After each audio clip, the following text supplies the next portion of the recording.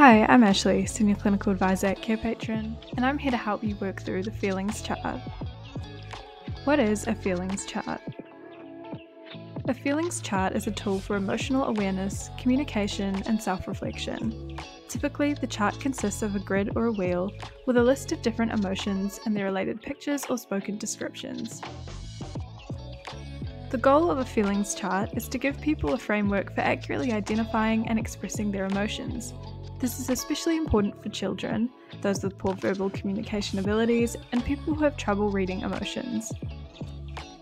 The chart serves as a vocabulary to explain feelings, which makes it easier for many clients to communicate with others and foster self-awareness. Feelings charts are frequently used in educational, therapy, and counselling settings, and can be tailored to the client. They may encompass simple emotions like happiness, sadness, anger, and fear, with more complex emotions like frustration, excitement, anxiety, or contentment that can also be incorporated.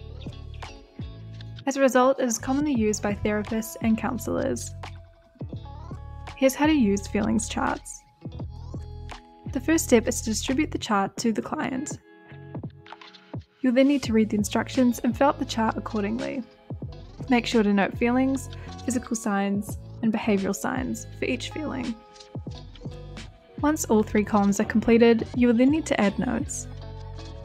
To view a sample of the feelings chart, visit carepatron.com where you can download and access the chart for free.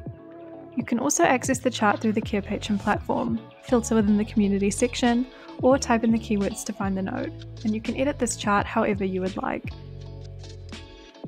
Thanks for watching, and remember to subscribe to Carepatron if you wish to view more healthcare videos.